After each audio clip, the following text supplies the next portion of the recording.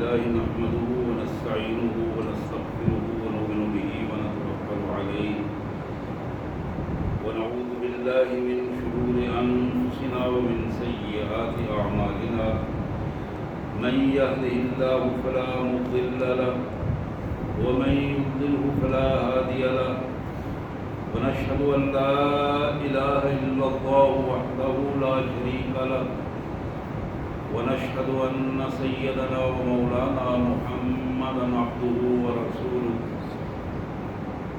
أما بعد فأعوذ بالله السميع العليم من الشيطان الرجيم بسم الله الرحمن الرحيم يا أيها الذين آمنوا كتب عليكم الصيام كما كتب على الذين من قبلكم لعلكم تتقون أياما معدودات فمن كان منكم مريضا أو على سفر فعدة من أيام أخر وعلى الذين يطيقونه فدية طعام مسكين فمن تطوع خيرا فهو خير له وأن تصوموا خير لكم إن كنتم تعلمون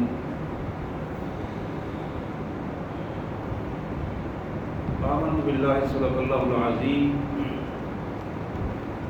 اللهم صل على سيدنا ومولانا محمد وعلى آل سيدنا ومولانا محمد وبارك وسلم اللهم صل على جميع الأنبياء والمرسلين وعلى الملائكة المقربين وعلى سائر الصحابة والتابعين وعلى عباد الله الصالحين اللہ کے پاک کلام قرآن مجید میں یہ دوسرا پارہ ہے اور سورہ البقرہ کی آیت نمبر 184 185 معروف آیا مبارکہ ہیں جن کا مطالعہ کئی دفعہ آپ نے کیا اور کئی دفعہ اس کے حوالے سے بہت کچھ تفصیلات بھی آپ کے علم میں آئیں اور سنا ہوگا۔ سب سے پہلے ان مبارک آیات کا سادہ سا ترجمہ اور مفہوم اور پھر انشاءاللہ اسی پس منظر میں مختصر سی گفتگو۔ اللہ کے مبارک نام سے جو بڑا مہربان بہت زیادہ رحم کرنے والا ہے۔ اے ایمان والو، تم پر روزے اس طرح ہی فرض کیے گئے ہیں جس طرح کہ تم سے پہلے لوگوں پر روزے فرض کیے گئے تھے، اور ان کے لانے کا مقصد یہ ہے کہ تمہارے اندر تقویٰ پیدا ہو، تقرب الہی پیدا ہو، اللہ کی قربت پیدا ہو۔ ایام معدودات، گنتی کے چند دن ہیں، ان کو پورا کرو۔ تم میں سے جو شخص بیمار ہو یا سفر پہ ہو تو یہ روزہ چھوڑ کر باقی دنوں میں اس کو پورا کر لے، اور جو شخص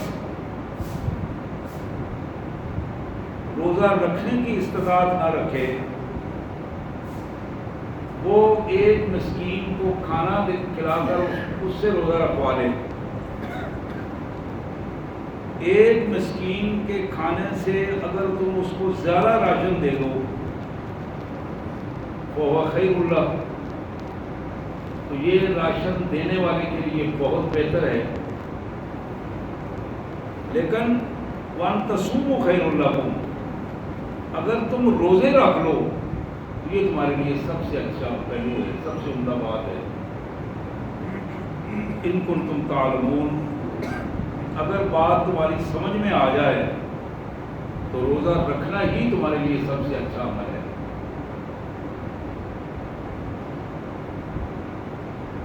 شہر رمضان الذی انزل فیہ القرآن، رمضان المبارک وہ ماہ مبارک ہے کہ جس میں قرآن مجید نازل کیا گیا۔ ہدی للناس، یہ قرآن مجید اللہ کی وہ کتاب ہے، وہ احکامات ہیں جس میں لوگوں کو قیادت اور سیادت کی رہنمائی دی گئی ہے۔ ہدی للناس، ہدایت کا مطلب ہوتا ہے رہنمائی اور قیادت. امت مسلمہ کے لیے، لوگوں کے لیے اس میں قیادت اور سیادت کی رہنمائی کا جو اصول بتائے گئے ہیں. وَبَيِّنَاتٍ مِّنَ الْهُدَىٰ، اور صرف اصول بتائے ہی نہیں گئے بلکہ اس قیادت اور سیادت کے کو دلائل سے واضح کیا گیا ہے. پورے اس کے دلائل موجود ہیں اور ان دلائل کے ساتھ، روشن دلائل کے ساتھ اسے کھول کھول کر بیان کیا گیا ہے کہ کس طرح امت مسلمہ اللہ کے دین کو کائنات پر غالب کر سکتی ہے. والفرقان، اور یہی قرآن مجید حق اور باطل میں فرق کر دینے والا. یہ جن دنوں میں نازل ہوا ہے، ان دنوں کا بنیادی تقاضا یہ ہے کہ فمن شاہد منکم الشہر فلیصمہ، جو شخص بھی اپنی زندگی میں رمضان المبارک کے یہ دن پائے تو اس کے لیے لازم ہے کہ وہ روزہ رکھے. تم میں اگر کوئی مریض ہو، بیمار ہو، اس کے لیے یہ اجازت ہے کہ وہ روزہ چھوڑ کر باقی دنوں میں اسے پورا کر لے. اللہ تمہارے لیے آسانی پیدا کرنا چاہتے ہیں، وہ تمہارے لیے حالات کو مشکل نہیں بنانا چاہتے، احکامات کو مشکل نہیں بنانا چاہتے. گنتی کے ان چند دنوں کی حفاظت کر کے اللہ کے نظم و ضبط کے مطابق اسے مکمل کرو. وَلِتُكَبِّرُوا اللَّهَ عَلَىٰ مَا هَدَاكُمْ، جس طرح تمہیں سکھایا گیا ہے اس طرح اللہ کی کبریائی کو کائنات میں بلند کر دو. اپنی مرضی سے نہیں، جو طریقہ اللہ کے دین کے غالب کرنے کا ہے، اللہ کی کبریائی کا ہے، اللہ کی عظمت کا ہے، اس اللہ کی عظمت کو اسی طریقے سے کائنات میں اور معاشرے میں غالب کرو، لوگوں کے سامنے رکھو جس طرح کہ تمہیں تعلیم دی گئی ہے، رہنمائی دی گئی ہے، سکھایا گیا ہے. جب تم یہ کام کر لو گے تو پھر وَلَعَلَّكُمْ تَشْكُرُونَ، یہ وہ کیفیت ہے جو تمہارے اندر شکر کا جذبہ پیدا کرے گی. شکر اور اطاعت کا جذبہ، برضا اور رغبت اطاعت کا جذبہ جب پیدا ہوگا تو اس کا فطری نتیجہ یہ ہے کہ اللہ کے ہاں تمہارے قربت کی پوزیشن ہوگی، تقرب کی پوزیشن ہوگی اور تمہارے درجات بڑھتے چلے جائیں گے. حضرات، یہ وہ آیات تھی جن کی تلاوت بھی آپ نے سنی اور میں نے اپنے انداز میں اس کا مفہوم بھی آپ کے سامنے رکھا.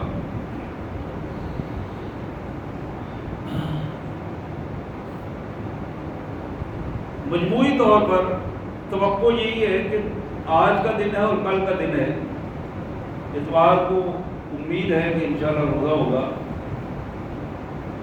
اور اللہ سے دعا ہے کہ اللہ تعالیٰ ایمان اور صحت کی سلامتی کے ساتھ رمضان المبارک میں ہمیں لے جائے اور رمضان المبارک کا احترام کرنے اور اس کا استقبال کرنے اور اس کے مطابق احکامات کے مطابق ڈھل جانے کی توفیق عطا فرمائے.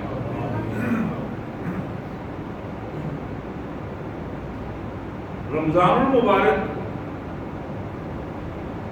کیا تقاضا کرتا ہے؟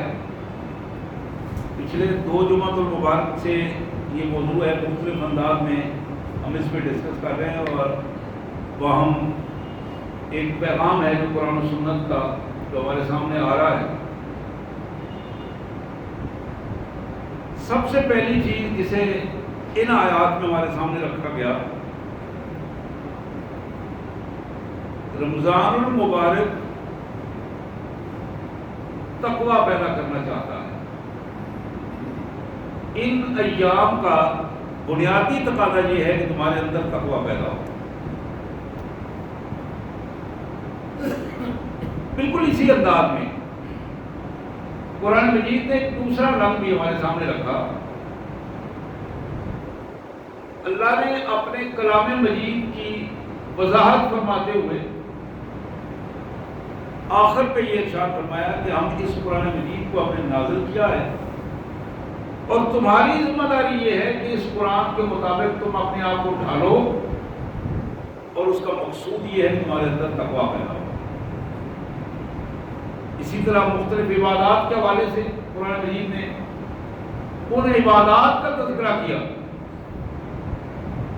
مختلف عبادات کا تذکرہ کرنے کے بعد اس کے حوالے سے یہ بات کہی کہ یہ عبادات نماز ہے، حج ہے، جہاد ہے۔ ان کے بعد ایک بنیادی چیز بتائی گئی کہ تم ان سب کا مقصد تمہارے اندر تقویٰ پیدا کرنا ہے۔ حضرات، یہ جو پہلی چیز قرآن مجید نے قدر مشترک کے طور پر ہمارے سامنے رکھی، اس پہ غور کرنے کی ضرورت ہے کہ یہ تقویٰ کیا چیز ہے اور اس کو کیسے حاصل کیا جا سکتا ہے، جو مجموعی طور پر ساری عبادات کا قدر مشترک ہے اور ساری عبادات کا مغز ہے۔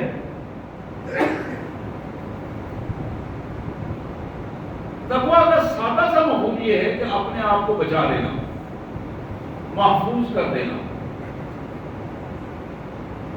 اپنے اندر محبت اور خوف کے وہ جذبات پیدا کرنا، محبت کا وہ رنگ پیدا ہو جائے کہ بندہ اس خوف میں مبتلا ہو کہ میرا اللہ مجھ سے ناراض نہ ہو جائے۔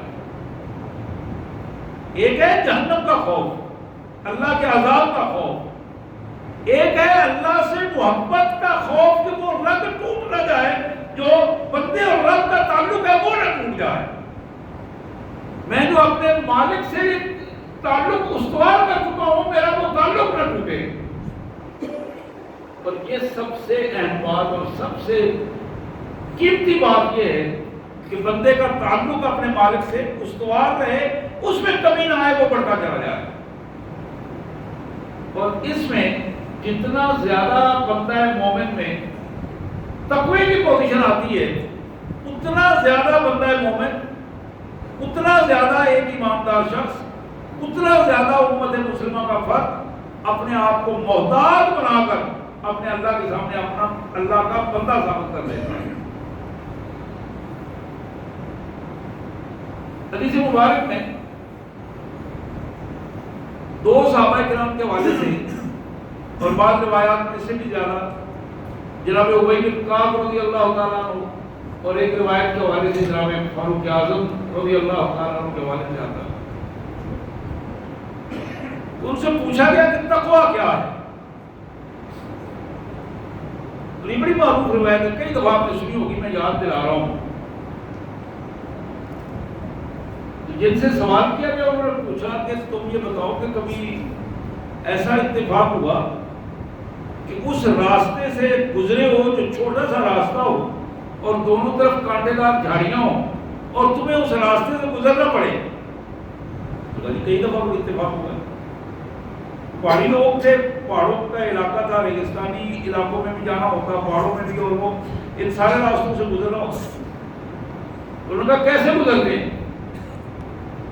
تو بتانے والے نے بتایا کہ حضرت اپنے کپڑوں کو سمیٹ لیتے ہیں اس تصور کے ساتھ کہ کہیں کپڑے کے ساتھ یا جسم کے ساتھ کوئی کانٹا نہ جڑے، اس کانٹے سے بچنے کے لیے اپنے آپ کو محفوظ کر کے اس پگڈنڈی سے گزرنے کی کوشش کرتے ہیں جس کے دونوں طرف کانٹے دار درخت ہو۔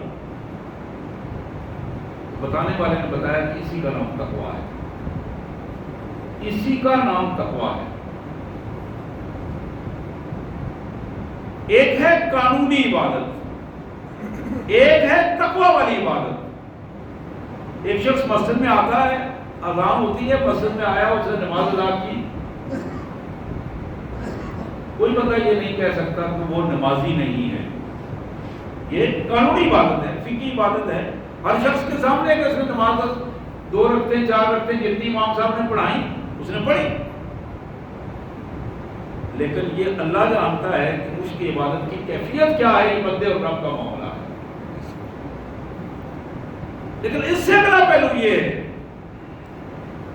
ایک بندہ مسجد میں آنے سے پہلے اس کی تیاری کر رہا ہے، جس کو اللہ کے رسول صلی اللہ علیہ وسلم نے فرمایا نا کہ وہ 7 آدمی کل حشر میں جن کو عرش عظیم کا سایہ ملے گا اس دن یوم لا ظل الا ظلہ، جس دن عرش عظیم کے سائے کے علاوہ کوئی سایہ نہیں ہوگا. ان لوگوں کو اللہ تعالیٰ سایہ دیں گے. قلبہ معلق بالمسجد، جس کا دل مسجد میں اٹکا رہتا ہے، مسجد سے جاتا ہے، ذہن مسجد میں رہتا ہے، دل مسجد میں رہتا ہے، باقی کام اپنی جگہ پہ کرتا رہتا ہے، لیکن توجہ اس کی ہے کہ اب اپنی نماز کا ٹائم کب ہوگا پھر میں مسجد میں جاؤں گا. یہ فرق اس کے ذہنی سطح ہمیشہ اپنے اللہ کے معاملات میں، اسی کا نام دوسرے انداز میں تقویٰ ہے. اب یہ جو نماز پڑھتا ہے اس کے نماز پڑھنے کا انداز کچھ اور ہوگا. اس کے مسجد میں آنے، تیاری کرنے، اپنے آپ کو اس کے لیے لگانے، اس کی کیفیت بالکل دوسری ہوتی ہے. یہ میں جس تقویٰ کی بات کر رہا تھا، جو عبادات کا مغز اور قدر مشترک میں نے بات کی کہ اعمال کی عبادات میں ایک قدر مشترک ہے، اس کی پوزیشن یہ ہے کہ وہ تقویٰ تقرب الہی کا سبب بنتا ہے، اللہ کے ہاں قربت کا سبب بنتا ہے. محمد کریم رحمت للعالمین جناب خاتم النبیین صلی اللہ علیہ وسلم کا ارشاد گرامی، آپ نے فرمایا کہ ذاک طعم الایمان، ذاک طعم الایمان، اس بندے کو ایمان کا لطف محسوس ہوگا، اس بندے نے ایمان کا ذائقہ چکھ لیا، لطف آ گیا اسے، زندگی سرور کے ساتھ گزرے گی. اب ذرا غور کریں نا، ریگستان میں تپتی ریت پر پڑا ہوا ہے، سر رکھی ہوئی اوپر، پاؤں پہ، جسم پہ مار پڑ رہی ہے، کہنے والے صاحب پاس سے گزرتے ہیں اور کہتے ہیں بلال یہ تو چپ کر دو نا، اونچی کہا کرو، دل میں کہہ لیا کرو، یہ کلمہ دل میں پڑھ لیا کرو، آہت دل میں کہہ لیا کرو. کہا مجھے سکون ہی نہیں آتا اس وقت تک جب تک میں اونچی آواز سے اللہ کے اس میں مبارک کو بلند نہیں کرتا. یہ جو کیفیت ہے، اس کیفیت کا نام کیا ہے؟ یہی وہ بندے اور اللہ کا تعلق ہے. ذاک طعم الایمان، اس بندے کو ایمان کا لطف محسوس ہوگا. ہم سب ایماندار ہیں، الحمدللہ کلمہ پڑھا ہے، مسلمانوں کے گھر پیدا ہوا، مسلمانوں والی شکل و صورت بنا کے اسی کیفیت میں اس معاشرے میں رہتے ہیں. لیکن پتہ اس وقت لگے گا جب میزان میں ہماری قیمت لگے گی کہ ہماری اصل قیمت کیا ہے. ممکن ہے میرے بارے میں آپ کو بہت اچھے تاثرات ہوں، میرے آپ کے بارے میں بہت اچھے تاثرات ہوں، میں سمجھتا ہوں فلاں فلاں فلاں بہت اچھا بھائی، لیکن سچی بات یہ ہے کہ ہم سب کا اسی وقت پتہ چلے گا جب میزان پر ہمارے اعمال تولے جائیں گے، ان کی قیمت وہاں لگے گی، وہاں پتہ ہوگا اس بندے نے ذہنی سطح اس کی کیا تھی. حضرات کتنے ایسے لوگ ہیں، کتنے ایسے لوگ ہیں آپ کے سامنے 5 وقت نماز کے لیے تو آتے ہیں وہ 5 وقت، لیکن جب حق اور باطل کا مقابلہ ہوتا ہے وہ کفر کے ساتھ کھڑے ہوتے ہیں، وہ بے دینوں کے ساتھ کھڑے ہوتے ہیں، بے دینوں کی طرفداری کر رہے ہوتے ہیں، ان کا سارا وزن بے دینوں کی طرف ہوتا ہے. کیوں؟ اس لیے کہ ان کے نزدیک دین کی وہی اہمیت ہے جو ایک نماز کیا تک ہے. یہاں تقویٰ کی جس پوزیشن کی بات کی گئی، ذاک طعم الایمان، اس بندے کو لطف آئے گا ایمان کا، اس بندے کا ایمان ویلیویبل اور قیمتی ایمان ہوگا. من رضی باللہ ربا، جو اس بات پر راضی ہو گیا، خوش ہوا، برضا اور رغبت، مجبوری سے نہیں، برضا اور رغبت، خوشی سے اس نے تسلیم کیا اور لوگوں کے سامنے اس کا اظہار کیا تو میرا رب اللہ ہے، خود راضی ہے، دنیا کو بتا رہا ہے الحمدللہ اللہ کا شکر ہے، میرا رب اللہ ہے، میری روزی اس کے پاس ہے، میری عزت اس کے پاس ہے. لوگوں کے سامنے ہاتھ پھیلانے کی بجائے، لوگوں کے سامنے محتاجیوں کا اظہار کرنے کی بجائے، لوگوں کے گھٹنوں کو ہاتھ لگانے کی بجائے کائنات کے مالک کے سامنے اپنے آپ کو سرنگو کر دیں.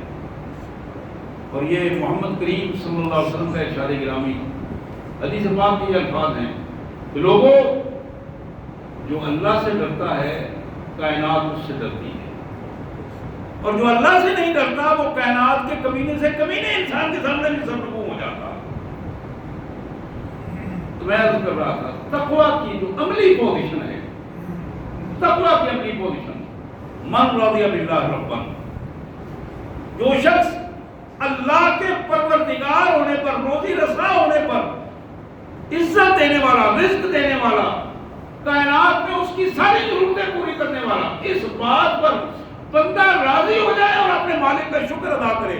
یا اللہ تیرا شکر ہے جس حالت میں تو نے رکھا ہے، یہ تیری مہربانی ہے اور تو بعد لا شریک ہے، تیرے سوا کوئی ہے. من رضی باللہ ربا. میرے بھائیوں، رمضان میں آنے سے پہلے، داخل ہونے سے پہلے اس کیفیت کو پیدا کرنا ضروری ہے. من رضی باللہ ربا. ایک شخص مطمئن ہو گیا. اب دوسرا پہلو اللہ کے رسول صلی اللہ علیہ وسلم نے فرمایا وَبِالْإِسْلَامِ دِينًا، کہ وہ اسلام کو اپنا نظام زندگی بنانے پر راضی ہو گیا. نظام زندگی ایک ہے کہانی سنانا. ہم سب کہانیاں سناتے ہیں، ایک دوسرے کو کہانیاں سناتے ہیں، عملی بھی اور زبانی بھی. دینداری کی کہانیاں بھی سناتے ہیں، اپنی ایک دوسرے کو سناتے رہتے ہیں، شو بھی کرتے رہتے ہیں. یہ پتے اپنے شو بھی کرتے رہتے ہیں، دکھاتے بھی رہتے ہیں ایک دوسرے کو کہ ہم اتنے مسلمان ہیں، ہم اتنے قریب قربت ہے ہماری دین سے. لیکن اصل پوزیشن کیا ہے کہ جو شخص حقیقی طور پر اس پر راضی ہو جائے اور خوشی سے بڑی سے بڑی مخالفتوں میں بھی تن کے کھڑا ہو جائے اور خوشی سے کائنات کے سامنے محمد رسول اللہ صلی اللہ علیہ وسلم کی اس کیفیت میں کھڑا ہو، اللہ کے نبی صلی اللہ علیہ وسلم کے بعد کوئی نبی نہیں آئے گا. اب اس اللہ کے نبی کا جو پیغام ہے وہ مجھے دنیا تک پہنچانا ہے. اس پوزیشن کو لے کر ایک آدمی مضبوط قدموں سے کھڑا ہوتا ہے، پورے قد کے ساتھ کھڑا ہوتا ہے، پوری صلاحیتوں کے ساتھ کھڑا ہوتا ہے. یہی تقویٰ کا ایک رنگ ہے. وَبِالْإِسْلَامِ دِينًا. اس بندہ اس بات پر راضی ہو گیا، خوشی محسوس کی کہ محمد رسول اللہ صلی اللہ علیہ وسلم نے جو مجھے دین دیا ہے، اللہ کا دین، اس دین کے غالب کرنے میں میرا کردار، میرا خوشی کے ساتھ، میرا مال، میری دولت، میرا وقت، میرا علم، میری صلاحیتیں کائنات کے مالک کے لیے اس کیفیت میں ہوں کہ میں خوشی کے ساتھ ان کو پیش کروں. وَبِالْإِسْلَامِ دِينًا وَبِمُحَمَّدٍ نَبِيًّا وَرَسُولًا. اور اس بات پر وہ راضی ہو گیا، اس بات پر اس نے خوشی کا اظہار کیا کہ میرے قائد، میرے رہنما، میرے آقا محمد کریم صلی اللہ علیہ وسلم ہیں، جناب خاتم الرسول صلی اللہ علیہ وسلم ہیں، میرے آقا محمد الرسول اللہ صلی اللہ علیہ وسلم ہیں. جہاں نبی صلی اللہ علیہ وسلم کا ارشاد آئے، دنیا کی کوئی بات، دنیا کا کوئی طاقت، دنیا کی کوئی فرق ادھر سے ادھر ہو جائے دنیا، لیکن میں محمد رسول اللہ صلی اللہ علیہ وسلم کا ساتھ چھوڑنے کے لیے تیار نہیں ہوں. میں کسی صورت میں حضور صلی اللہ علیہ وسلم کے ارشاد کے مقابلے میں کسی دوسرے کی بات ماننے کے لیے تیار نہیں ہوتا. حضور صلی اللہ علیہ وسلم کے حکم جیسا کسی کا حکم نہیں، آپ کی مبارک سنت جیسی کسی کی سنت نہیں، کسی کا طریقہ نہیں. اس بات پر وہ بندہ راضی ہو گیا، خوشی کا اظہار کیا، خوش ہو کر اس پر عمل کرنے کے لیے تیار ہو گیا. اس کا نام تقویٰ ہے. حضرات، میں عرض یہ کر رہا تھا، اللہ کے پیارے رسول صلی اللہ علیہ وسلم نے ایک دن آپ سے پوچھا گیا، اللہ کے رسول ارشاد فرمائیے اس خاتون کے بارے میں، عمر رسیدہ خاتون ہے، قرآن مجید کا مطالعہ کرتی رہتی ہے، نمازیں بھی پڑھتی ہے، عبادات میں لگی رہتی ہے سارا دن، کیا وہ جنت میں جائے گی؟ آپ نے فرمایا اس کے جہنم میں جانے کے لیے، ابھی سوال دیکھیے اور اس کا جواب دیکھیے، اس کے جہنم میں جانے کے لیے اتنا ہی کافی ہے کہ اس کی زبان درازیوں سے اس کا پڑوسی محفوظ نہ ہو. اس خاتون کا پڑوسی گھرانہ جو ہے، ساتھ والا گھر، اور پڑوسیوں کی تعداد حدیث میں جو آتی ہے وہ مجموعی طور پر 40 کے قریب گھر ایسے ہیں جو ارد گرد ملا کے اس ہمسائیگی اور پڑوسیوں کے حقوق کا کیفیت رکھتے ہیں. آپ نے فرمایا کہ وہ عورت، گھر کی وہ مالکہ، خاتون خانہ، میری بہنیں اگر یہ میری بات سن رہی ہے تو اس پہ توجہ فرمائیں کہ رمضان المبارک سے پہلے اپنے آپ کو کس انداز میں ہم نے درست کرنا ہے. رسول کائنات صلی اللہ علیہ وسلم نے فرمایا کہ اس قرآن مجید کی تلاوت کرنے والی خاتون، نوافل پڑھنے والی خواتین، روزے رکھنے والی خواتین، ان کے جہنم میں جانے کے لیے یہی بات کافی ہے. ان کی زبان درازیوں سے، ان کے تانوں سے، تانوں تشنیع سے، گالم گلوچ سے، لڑائی جھگڑے سے، غیبت سے، گلے سے، الزامات سے اس کے پڑوسی محفوظ نہ ہوں.